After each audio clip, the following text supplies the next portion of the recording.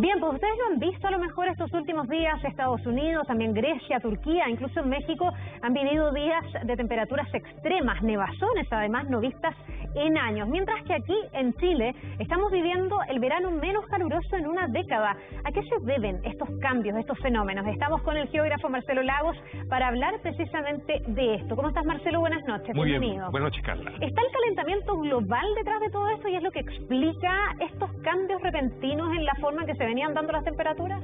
En gran parte sí, pero hay que entender de que el clima son promedios. El clima es la personalidad, la característica de mucho tiempo de promedios que vamos comprendiendo y conociendo un lugar. Lo específico puede tener una componente de variabilidad, de lo local, hay muchos aspectos que interactúan allí. Sin embargo, evidentemente, el cambio climático influye en lo que está pasando hoy día. Ahora, los negacionistas del cambio climático, y se lo escuchamos en un momento a Donald Trump y a otros líderes de esa talla, incluso, usan justamente esto, el frío, para decir que viene a negar el cambio climático. Esto es cíclico, a veces tenemos mucho calor, pero a veces tenemos tanto frío que se compensa. ¿Es así? ¿O eso es ignorancia? No, ignorancia absoluta. En la práctica, el frío que está viviendo particularmente hoy día el hemisferio norte en distintas partes tiene una conexión directa con el cambio climático. Hay que entender de que las temperaturas en el hemisferio norte y particularmente en la zona ártica están aumentando de forma sustantiva y las temperaturas en la parte más al norte, en comparación con las latitudes medias, cada vez se hace más parecida. Eso hace que se debilite el vórtice polar y de alguna forma se desparrame, se expanda a zonas donde generalmente no llegan estas temperaturas tan frías. Esto se está haciendo cada vez más frecuente y todo indica, por trabajo científico, de que hay una conexión con cambio climático. Claro, muchos dicen que el cambio climático está caracterizado por eventos que son mucho más extremos, y aquí estamos viendo imágenes de las nevazones que son mucho más extremas que en años anteriores. ¿Y qué pasa con los huracanes, que también han sido protagónicos en el último tiempo y que pueden ser una manifestación incluso más dañina de la naturaleza? Totalmente, cada vez más frecuentes, recurrentes, intensos. Trabajo científico cada vez confirma con estadística de que ciertamente los eventos se hacen cada vez más agresivos, y ello también dialoga con países que están mucho más expuestos, que son mucho más vulnerables, y evidentemente el impacto se hace mucho más grave. Marcelo, vamos a seguir profundizando, es un tema demasiado interesante, hay que preguntarse también cómo esto se puede revertir o cambiar de alguna manera, pero te invito a ti, a quienes nos acompañan también esta noche, a que contextualicemos todo esto en una nota que recoge estos fenómenos y los intenta explicar. Es el informe de Josefa Bustos. Mientras parte importante del sur de Estados Unidos vive una ola invernal sin precedentes en el norte de México, sus habitantes lidian con los trastornos y daños generados por una nevazón no vista en años. Tenemos 2 días que no tenemos ni agua ni luz. Mire, la estamos agarrando de ahí, pero esa agua ya no nos va a servir para tomar, y nosotros era la esperanza que teníamos. La luz es indispensable, es un bien necesario que necesitamos. Los frentes fríos en México se vienen sucediendo casi sin interrupción. En algunas zonas se han registrado temperaturas de hasta grados bajo cero y ya van 8 muertos, vuelos cancelados, y andar por la calle se ha convertido en un riesgo enorme. Más al norte, en Estados Unidos, el martes se reportaba un 73% de la superficie del país cubierta con nieve. Grecia con menos 22 grados de temperatura. Ankara y Estambul en Turquía también viven días extremos de frío. Todos episodios que se hacen cada vez más frecuentes por el calentamiento global y el debilitamiento del vórtice polar. Hay zonas más afectadas que otras, pero es un fenómeno global. Hoy en día son los polos las zonas más afectadas, y esto para el futuro va a ser más o menos lo mismo. O sea, no hay ninguna forma de contrarrestar hoy el cambio climático. Polar, este aire muy frío que debería estar atrapado en los polos, comienza a desparramarse hacia el sur y provoca incursiones de aire polar en zonas pobladas de Europa, de Asia y por supuesto de Norteamérica. ¿Está el vórtice polar en el hemisferio norte debilitándose debido al calentamiento global? Probablemente sí. El frío y la nieve no son los únicos fenómenos que llaman la atención. El 2020 pasará a la historia como la temporada más activa de huracanes desde que existen los registros. Las altas temperaturas en el océano Atlántico propiciaron formaciones en tiempo récord que provocaron graves daños en Estados Unidos y los países del Caribe, pero también Asia sufrió con los tifones. La del año pasado fue particularmente intensa. no solamente por el calentamiento global que calienta la superficie del mar, sino que además de eso, también por la niña. Sucede que la niña favorece ciertas configuraciones de viento que a su vez favorecen los huracanes. Los huracanes en el hemisferio norte, temperaturas más bajas en el hemisferio sur. Hay parte de la explicación de lo que está ocurriendo también por estos días en la zona central de Chile.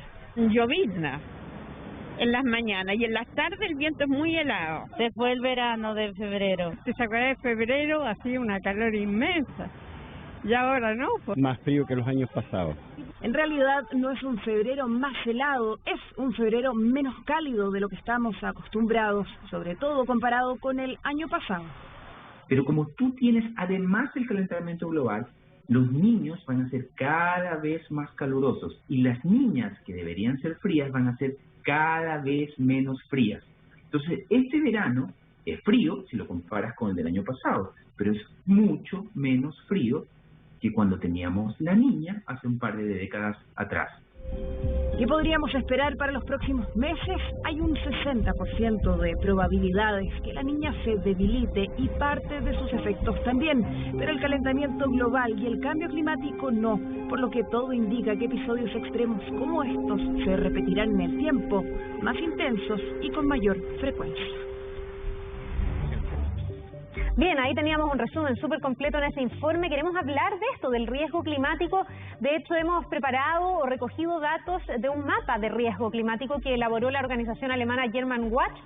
Marcelo, tú nos cuentas y explícanos primero qué es este concepto de riesgo climático. Bueno, Germanwatch hace permanentemente informes globales que apoyan toma de decisiones. Tengan en cuenta de que las COP, las cumbres ciertamente del clima, están buscando disminuir nuestra huella y el impacto que hemos generado en el mundo. El riesgo climático de alguna forma mapea los países que están más expuestos y más vulnerables al impacto de procesos climáticos extremos. Y ahí nos tendríamos que fijar en lo más rojo, esos son los que están más expuestos. Claro, los colores más cálidos son colores que están mucho más expuestos y son más vulnerables a ser afectados por eventos climáticos extremos, a diferencia los colores menos cálidos, como por ejemplo el caso de Chile, son países que son menos riesgosos. Los grises son países que no facilitaron datos, eso no quiere decir que no estén expuestos, pero en la práctica aquí es lo que se ve, que hay ciertos países que están más predispuestos a ser afectados, son países que son más susceptibles de tener más víctimas, daño económico, eso, etcétera. Explícame en el fondo riesgo de qué, de tener más eventos climáticos adversos, de tener más personas desplazadas por el cambio climático.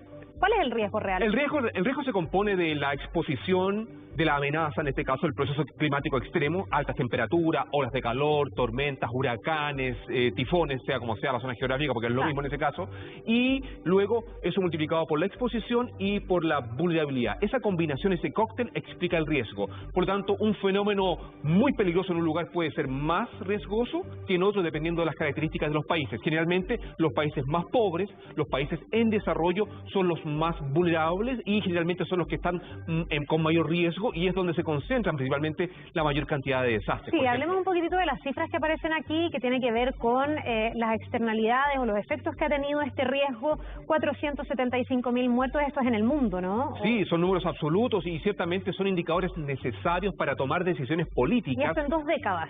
Claramente, y vemos que ciertamente tiene un impacto gigantesco en el desarrollo humano de los países, pero particularmente en los países, claramente, como decíamos, más vulnerables. Sí, y ahí vemos 11.000 fenómenos meteorológicos extremos, eso es muchísimo, 30 tormentas en el Atlántico solo en el año 2020, y de hecho las estuvimos reporteando cada una de ellas. Y aquí estamos viendo también fenómenos súper extremos que se han dado en algunos lugares del mundo, Marcelo, y quiero que nos expliques un poco cuántos han salido de la norma. Bueno, en la práctica hay que entender que qué es lo que es extremo, porque en rigor estas temperaturas, estas variaciones de muy mínimas o muy máximas, en rigor existen en la estadística, han ocurrido y han sido registradas antes, pero particularmente hoy día se hacen cada vez más recurrentes, producto también del cambio climático y el calentamiento global principalmente. Extremo es que evidentemente sobrepasa lo común y nos afecta como sociedad. En la práctica lo extremo no necesariamente es raro, ha ocurrido antes, pero ahora es cada vez más recurrente. Estábamos viendo recién Irak, Arabia Saudita, temperaturas sobre los 50 grados. Estamos hablando de calor y aquí estamos viendo las más bajas. O sea, casi 60 grados bajo cero en China. Sí. Casi 50 grados bajo cero en Italia en el año 2013 y estamos viendo Alemania 45,9 bajo cero. Esto es absolutamente fuera de norma. Fuera de norma y ciertamente afecta a las personas. Lo que está pasando hoy día, por ¿cómo ejemplo, sobrevives a haciendo, eso? lo que está pasando hoy día en Estados Unidos, en el norte de México, ciertamente denota ciertamente la fragilidad de un sistema donde cae la electricidad, cae la calefacción y ya el impacto se hace relevante. Marcelo, aquí tenemos lo que está pasando este verano en Santiago. Muchos dicen, ¿dónde está el verano? ¿A dónde se nos fue? El verano está, pero en la práctica los promedios de los veranos, recuerden que los veranos van entre diciembre, enero, febrero y en marzo se desaparecen, ¿cierto? Ese es nuestro rango, se calculan los promedios siempre. Y si vemos desde el 2012 a la fecha, las temperaturas promedio de nuestros veranos sobrepasan generalmente los 30 grados Celsius, a excepción del 2013.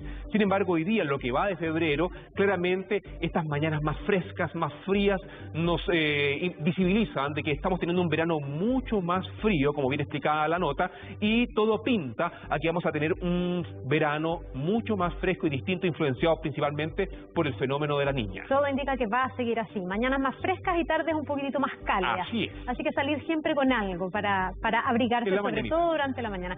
Gracias, Marcelo Lagos. Que te vaya muy bien. Buenas noches, Carlos. Que descanses. Nos vemos.